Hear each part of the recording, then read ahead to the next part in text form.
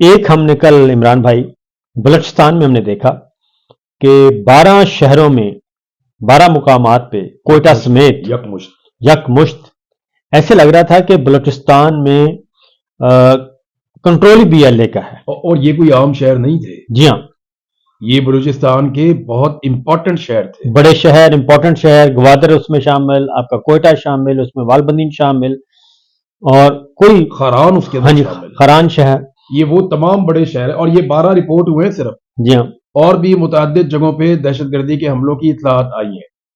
اتنے بڑے سکیل پہ اتنی بڑی کارروائی، صابر بھائی دیکھیں، پاکستان کی انٹیلیجنس ایجنسیز کی اس سے بڑی ناکامی ہو نہیں سکتی. جب تک ہم اپنے گریبان میں نہیں جھانکیں گے نا، دیکھیں اس کو تھوڑی دیر کے لیے بھول جائیں کہ میں کون ہوں، آپ کون جی ہیں، ہاں، ہمارے ساتھ پاکستان کی ایجنسیوں نے کیا کیا، ان ساری چیزوں کو ایک سائڈ پہ رکھ دیں. یہ ایجنسیوں والے بھی پاکستانی ہیں، فوجی بھی پاکستانی ہیں، ہم بھی پاکستانی ہیں، سیاستدان بھی پاکستانی ہیں.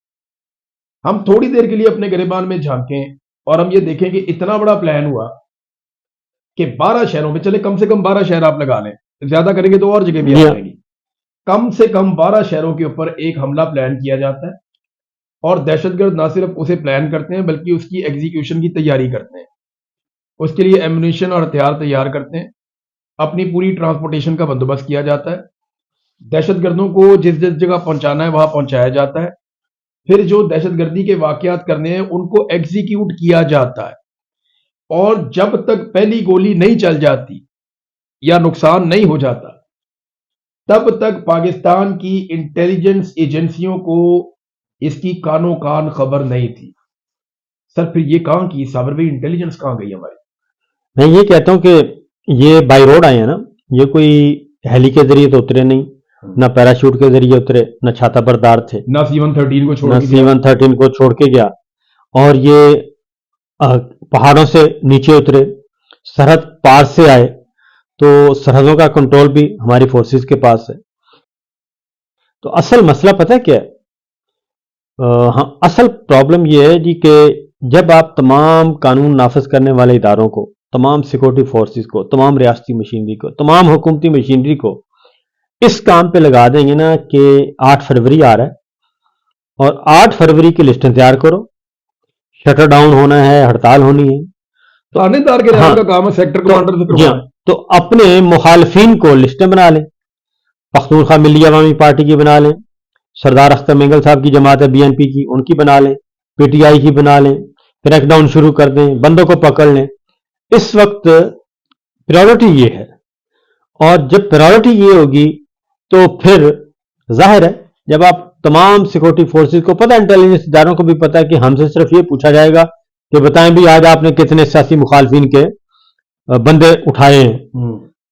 دوسری طرف اگلی بات یہ ہے جو سب سے تشویشناک بات جو میں نے آبزرو کی، آپ نے بھی کی، کہ وہ BLA والے حملہ آور وہ پھر رہے ہیں اور عوام کو کوئی فکر ہی نہیں ہے. عوام ان کے بیچ میں پھر رہی ہے، عوام ان کے بیچ میں پھر رہی ہے، لوگوں کو کوئی پرواہ نہیں ہے. یعنی وہ لڑ رہے ہیں خالی سیکورٹی فورسز ہاں سے، جی، اور پبلک ان سے نہیں لڑ رہی، نہیں لڑ نہ رہی. وہ پبلک سے لڑ رہے ہیں. ہاں، ایک عجیب چیز جو میں نے دیکھی کہ یہ جو دہشت گرد تھے، عوام ان سے نہیں لڑ رہی تھی اور یہ عوام سے نہیں لڑ رہے تھے، اور سیکورٹی فورسز کی اور دہشت گردوں کی لڑائی ہوتی ہے اور عوام ویڈیوز بنا رہی تھی. ویڈیو بنا رہے تھے.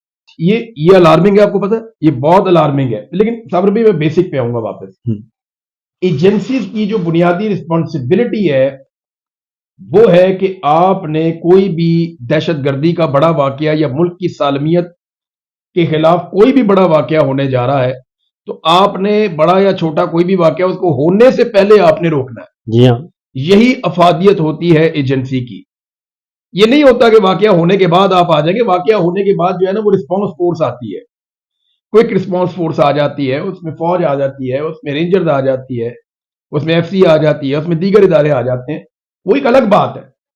لیکن یہ جو ہم نے دیکھا، جو ہم نے وٹنس کیا صابر بھائی، کہ پاکستان کی انٹیلیجنس ایجنسیز کو سانحہ ہوتا ہے جعفر ایکسپریس کا، جی ہاں، انہیں کانوں کان خبر نہیں ہے.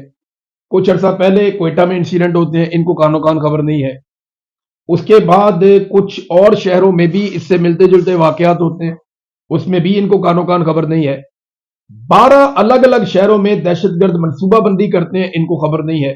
وہ اس منصوبہ بندی کو آ کے ایگزیکیوٹ بھی کر دیتے ہیں. مجھے بتائیں کہ دنیا کے کسی بھی مہذب ملک جہاں عوام ٹیکس دے اور اس ٹیکس سے سرکاری افسران یا ایجنسیوں کے افسران تنخواہیں لیں، کسی بھی ایسے ملک کے اندر جو تھوڑا سا بھی غیرت مند ملک ہو یا جہاں تھوڑا سا بھی انصاف اور قانون ہو، کیا وہاں پہ ایجنسیوں کے سربراہان اتنے بڑے انسیڈنٹ کے بعد اپنے عہدوں پر برقرار رہ سکتے؟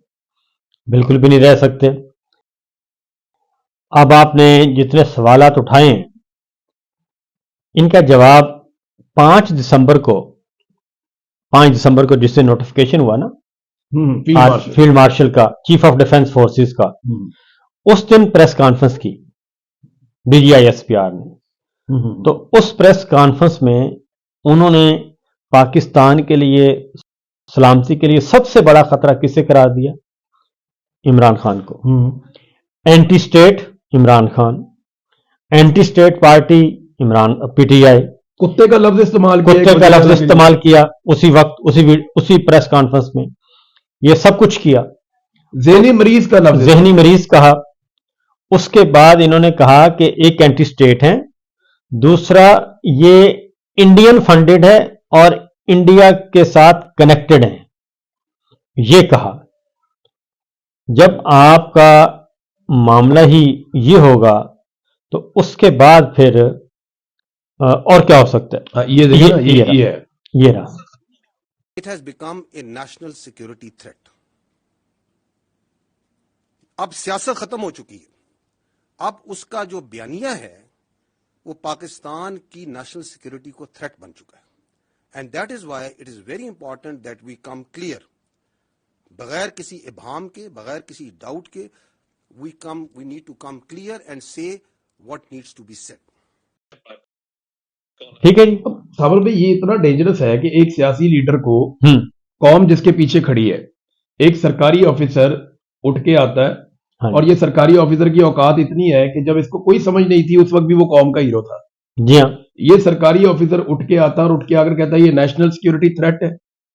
How is it possible? بھائی نیشنل سیکورٹی تھریٹ وہ ایجنسی والا ہے جسے پتہ ہی نہیں چلا اور اتنی بڑی پاکستان کے اندر کاروائی ہوگی. دیکھیں اس کو آپ انٹیلیجنس فیلئر قرار دیں گے اور اس میں آپ جو رسپانسیبل لوگ ہیں ان کو آپ فکس کریں گے. کم سے کم اس میں D G I S I کو چاہیے تھا کہ وہ اپنی ذمہ داری قبول کرتے ہوئے ریزائن کر دیتے. ڈی جی ایم آئی جو ہے اگر ان کی ذمہ داری وہ سمجھتے ہیں وہ بھی ریزائن کر دیتے. یہاں پہ سیکٹر کمانڈرز کو اڑا دیا جاتا ہے لیکن ان کی توجہ کسی اور طرف ہے. یہ کہتے ہیں جناب کی ترمیم چاہیے، ہمیں جناب وہ ایکسٹینشن چاہیے، استثنا چاہیے، ہمیں چاہیے جناب عمران خان کو جیل میں رکھنا ہے، عورتوں کو جیل میں رکھنا ہے. مارنگ بلوچ کو جیل میں رکھنے میں جتنا زور لگایا یا جبری طور پہ انسانوں کو گمشدہ کرنے میں جتنا زور لگایا، اتنی کوشش اگر یہ خیبر پختونخوا کو اور بلوچستان کو آگے بڑھانے میں لگاتے تو آج یہ دونوں صوبے آگے بڑھ جاتے. اچھا ایک چیز اور صابر بھی سمجھ نہیں آتی جی. یہ مجھے بتایا. آپ دیکھیں بلوچستان کے حالات نو ڈاؤٹ خیبر پختونخوا سے زیادہ خراب ہے. بلوچستان کا وزیر اعلیٰ بلوچستان کے طول و عرض میں ٹریول نہیں کر سکتا. خیبر پختونخوا کا وزیر اعلیٰ خیبر پختونخوا کا سب سے برا علاقہ ہے تیرا، وہاں پہ جب دل کرتا چلا جاتا ہے.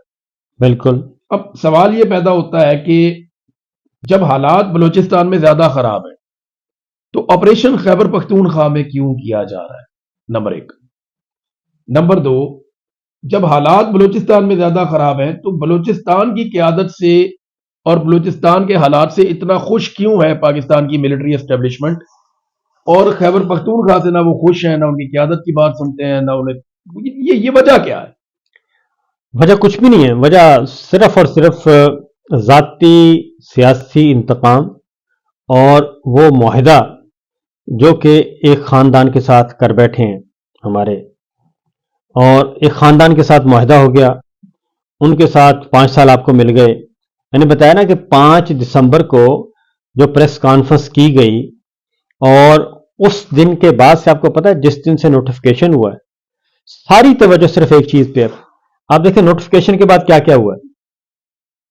جنرل فیض کو سزا سنائی گئی، اس کے بعد عمران خان صاحب کو توشہ خانہ 2 میں نواز شریف کی ساری ڈیمانڈ اس نوٹیفیکیشن کے بدلے میں پوری ہوئی ہے. وہ ساری کی ساری ابھی پوری ہو رہی ہے. نواز شریف نے کہا تھا مجھے عمران خان سے چھٹکارا چاہیے. جی ہاں.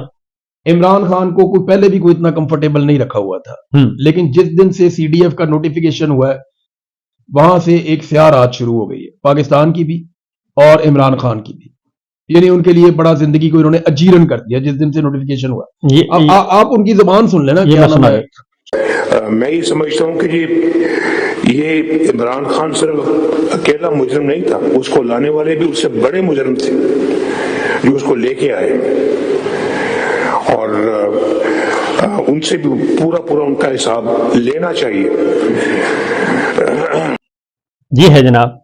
अच्छा नहीं, इन्होंने तो उन्हें खुद एक्सटेंशन दी। हाँ जी, जिनके ऊपर ये इल्जाम लगाते हैं कि वो लेकर आए, जी हाँ, इन्होंने तो खुद उन्हें एक्सटेंशन दी और ये इल्जाम लगाते हैं। मेरी साबर भाई, मैं देखें ग्राउंड पे उस वक्त भी मौजूद था, आप हबीब अकरम साहब से पूछ लें, आप बारी साहब से पूछ लें, आप सरवर बारी साहब से या कुछ और लोगों से पूछ लें, पाकिस्तान तरीके इंसाफ की सीटें 2018 में आरटीएस बिठाने के बाद कम की गई।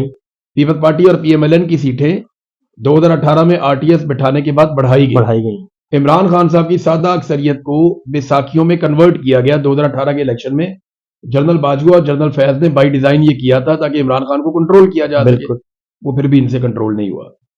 सवाल हमारा बार बार घूम के वहीं पे आ जाता है कि इनकी सारी तवज्जो इस बात पे है कि इमरान खान के साथ क्या करना है, मुल्क के साथ क्या करना है। इनकी बला से इन्हें कुछ पता नहीं है। बलूचिस्तान में इनको अपना पूरा कंट्रोल चाहिए, वो इनके पास है। देखे ना, बलूचिस्तान में मादनियात किसके कंट्रोल में है? एस्टेब्लिशमेंट के। स्मगलिंग किसके कंट्रोल में? एस्टेब्लिशमेंट के। हुकूमत किसके कंट्रोल में? एस्टेब्लिशमेंट के। जो वहां की इंतजामिया से लेकर छोटे बड़े फैसले सब एस्टेब्लिशमेंट और एजेंसियों के कंट्रोल में। लिहाजा ना बलूचिस्तान में ये ऑपरेशन का नाम लेते हैं, ना वहां नकल मकानियां करवाते हैं, ना वहां पे ये कोई इस किस्म का बयानिया बनाते हैं। वजह यह है कि वहां पे सब ठीक है, वहां पे तो जबरदस्त दिहाड़ी लग रही है। खैबर पख्तूनख्वा के लोग डट गए, वो कहते जी मादनियात हमारी, हमने नहीं देनी। बिल्कुल। वो ये कहते जी हुकूमत हमारी, हम नहीं गिराने देंगे। वो ये कहते जी फैसले हम करेंगे, आप नहीं करेंगे। तो इसके ऊपर लड़ाई पड़ी हुई है। मसला यहां पे पैदा हो गया। मसला यहीं पे ही फिर आगे बढ़ता है कि ये मसला पैदा हो गया। उसके बाद ये बात मैंने देखा है, इमरान खान साहब का जो अभी मसला हुआ है, ये हॉस्पिटल वाला, मेरे हिसाब से ये मामला काफी सीरियस है, और लेकिन इसको इतना वो कहते हैं कि जी सीरियस लिया नहीं जा रहा। हालांकि मैंने इस पे काफी, आपने भी देखा, मैंने भी, आपने भी किया, हमने दोनों ने इकट्ठे बैठ के कि क्या कहां से शुरू हुआ। वही बात, जिस दिन से नोटिफिकेशन हुआ नवाज शरीफ साहब डिमांड पेश करते हैं, और उस दिन जिस दिन से नोटिफिकेशन हुआ है इमरान खान साहब की मुलाकातें मुस्तकिल बंद हो गई। 2 दिसंबर को आखिरी मुलाकात हुई, वो भी खड़े खड़े डॉक्टर उज़्मा के साथ, और डॉक्टर उज़्मा ने कहा, पहली दफा कहा कि इमरान खान सख्त गुस्से में थे, इमरान खान को ज़हनी टॉर्चर किया जा रहा है, उनके साथ तशद्दुद किया जा रहा है। उसके बाद कोई मुलाकात नहीं हुई। 5 दिसंबर को नोटिफिकेशन हो गया, और फिर तोशाखाना 2 में सजा हो गई, बुशरा बीबी को भी सजा हो गई, जनरल फैज को सजा हो गई, उसके बाद हमें सजाएं सुना दी गई। उसके बाद शहजाद अकबर पे हमला होता है, मोहित पीरजादा को सजा सुना दी गई। ये तसलसल चल रहा है। फिर आपने प्रेस रिलीज पढ़ा, ये जो प्रिंस से आया, वो प्रेस रिलीज क्या है, जनरल कैसे, in the recent past Imran Khan साहब ने शिकवा किया, कहा कि जी कोई उनकी दाईं आंख में बिनाई कम हो रही है। अब ये कोई मामूली मसला था। उसके बाद उसको डिले किया जाता रहा।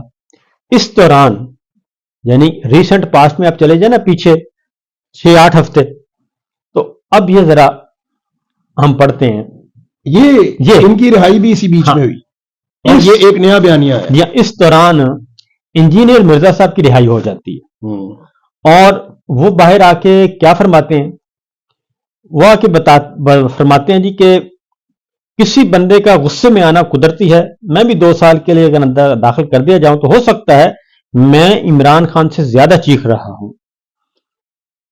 इन्होंने लफ्ज फ्रस्ट्रेशन भी इस्तेमाल, आगे जाके वो कहते हैं बड़े फ्रस्ट्रेटेड हैं, ऊंची ऊंची आवाजें आती हैं, और ये भी कहा कि अल्लाह ना करे वो वीडियो बाहर आ जाए और ऑडियो बाहर आ जाए तो पता नहीं क्या पता चल जाए। जेल जराये के मुताबिक इमरान खान की आवाज किसी दूसरे कैदी को सुनाई नहीं देती। वो तो हाँ वो जी, तो बाद में जो जराए हैं ठीक वो है, ये बात हाँ, बता रहे वो हैं। बताए। लेकिन इंजीनियर साहब ये बजित थे कि जनाब इमरान खान साहब बहुत फ्रस्ट्रेशन में, बहुत गुस्से में, ये आ गया यही, हाँ ये वाला बयान गया, ये वाला मेरे ख्याल मेरे में। ख्याल में इमरान खान जेल में फ्रस्ट्रेटेड है।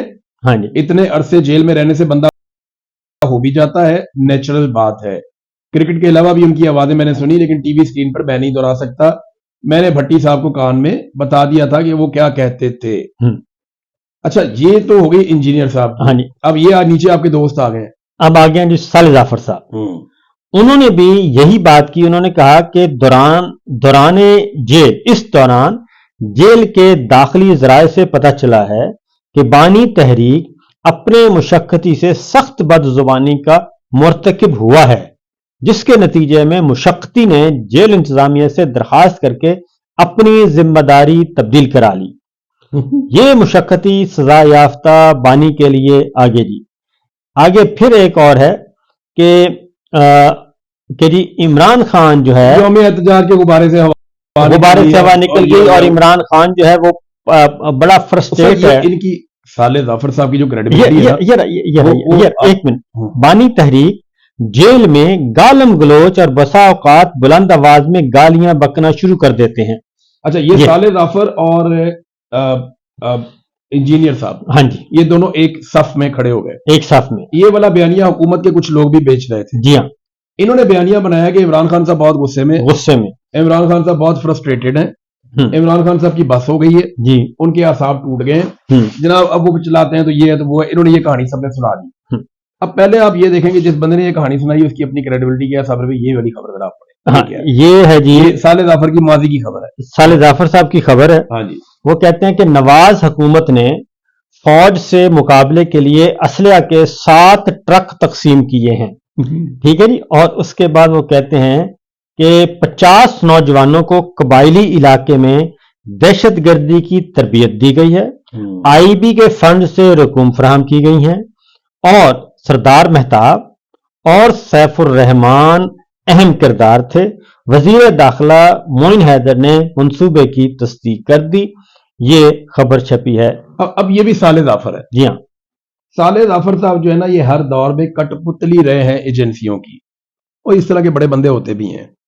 मेरे ख्याल में ये ना 3 में ना 13 में, लेकिन अब हम आते हैं उस बात की तरफ कि इन सारी खबरों की तरदीद इमरान खान ने अपने जेस्चर से कैसे की। इमरान खान साहब जब अस्पताल पहुंचते हैं ना, तो मल्टीपल सोर्सेज ये बात बताते हैं कि वो बड़े एतमाद में थे। देखिए, उनकी सेहत के हवाले से जो तशवीश उनकी फैमिली को या उनकी पार्टी के लोगों को या उनके दोस्तों को है, वो जायज़ है। और जायज़ होने के लिए सिर्फ एक रीज़न काफ़ी है कि आप उनकी मुलाकात नहीं करवा रहे। आप मुलाकात करवाएं, उनके डॉक्टर को मिलवाएं, पता चल जाएगा ठीक है या कोई प्रॉब्लम है।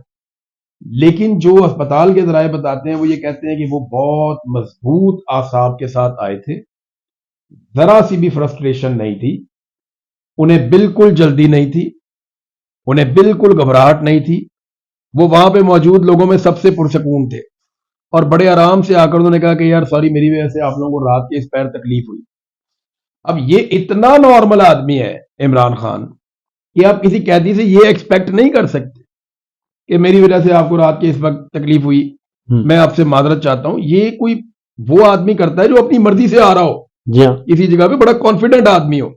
तो इमरान खान साहब ने अपना बड़ा कॉन्फिडेंस शो किया है। उन्होंने ये शो किया कि जो भी इंजीनियर मोहम्मद अली मिर्जा ने बोला या साले जाफर ने लिखा या बाकी लोगों ने जो प्रोपेगेंडा किया, वो सब झूठ है।